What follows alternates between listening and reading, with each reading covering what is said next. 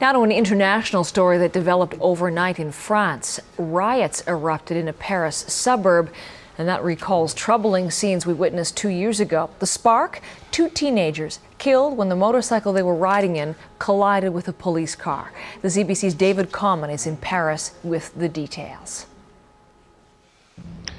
Good morning, Heather. Paris is often given this romantic image, but that is certainly not true in many of the city's suburbs, particularly in those that are very poor, that see a great deal of violence in waves of intensity.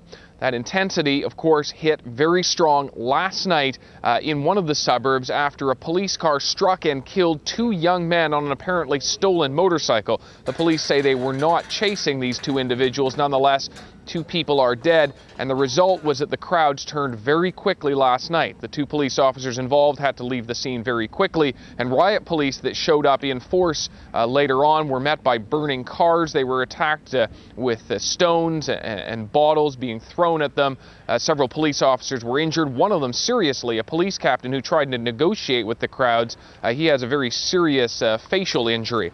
These suburbs that we're talking about are largely inhabited by mostly African and Arab immigrants who have lived in France for a long time and their French-born children.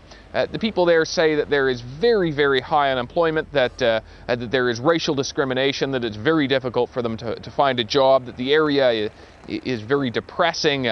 There is no transport links, for instance, that go into this area, such as a metro, so it takes a long time just to get into the city.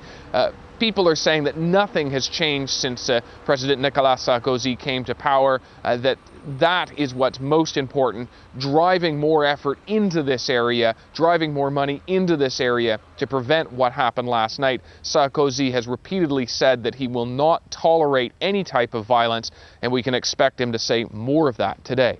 Heather? David, thank you. CBC's David Common in Paris.